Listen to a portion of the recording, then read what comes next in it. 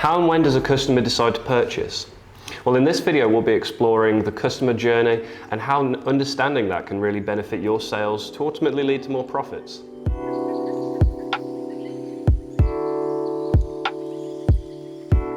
Now, of course, the goal is to sell, make money, and scale. But more importantly than that is, why did the person buy from you? What was it that led to that decision that the person made to purchase from you? Compared to all of your competitors, compared to the rest of the market, what was it about you that they wanted to purchase from? If you can understand the purchasing process of your target audience, then that's going to lead to much faster sales, because you can then specifically target that target audience and understand how and when they decide to make that decision. As a result of having a good understanding of your target audience, it's not only going to lead to sales, but it's also going to lead to referrals, and it's also going to lead to repeat customers. And that's going to put you in a much stronger position with your market, because people come back, people refer you. In many ways, people then are marketing for you. So the better you understand your target audience, the more people are going to want to buy from you. To get us started with understanding more about the target audience, let's take a deeper look into the decision-making process. So number one would be need recognition. Before you can go ahead and sell, make a product, or offer a service, you need to know that there's a gap in the market for that. You need to know that someone is going to actually want to buy that. So part of that research into your initial process of the target audience, of the buying process, is what does someone want, or what does someone need? And that could be anything from a nice drink, scented candle, or an MOT, or an accounting service.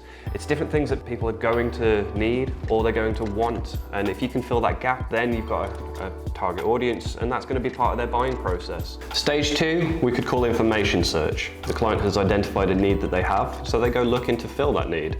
One of the first places they're going to go is online. They're going to Google something. So to be able to be found online, of course you need the internet to know who you are, who should see it. So relevant searches to the things that people are going to be wanting is crucial for your shop front to be discovered. And again, the more that you understand this, the more you can then target and tailor your approach and your image. Everything that you're putting out in some way or another is designed to target someone. Stage three would be evaluation of alternatives.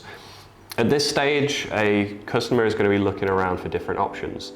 They want to get the best deal that they possibly can, so they'll be comparing different prices against different competitors. They'll be looking at the reviews to see how other people's experience had been for the brand, product reviews, service reviews. They want to know that before they make their decision to purchase, that they're making the best possible option that they can find. Stage four is purchase. Now this is the stage where the customer's had a chance to have a look around at the different options. They're satisfied with what they've seen, so now they're coming to the part where they want to actually spend the money with you. At this stage, the most crucial piece of advice I could possibly give would be to make sure that the user experience is as friendly and convenient as possible. You want to make sure that you're eliminating as many stages as you can in this process. Ideally, you want your purchase process to be something as simple as one click. Stage five would be post-purchase behavior. This is everything after the customer has spent the money with you. They've received their order or service, and now they're going to be reviewing it. In their own mind, they're going to be thinking, how was my experience? Would I purchase from them again? Was it worth the money? So where you can be investing your time most effectively in this current scenario would be, how have you treated the customer? Did you listen to their concerns? Were there any concerns at all? If there were, how did you address them? How did you make the customer feel looked after, cared for? Because ultimately you want the customer to have a good experience every single time. If you can do that, that means then that customer is more likely to refer you. They're definitely more likely then to be a repeat customer. And that's just going to add more value to the brand overall, to that customer, to any customers that they recommend.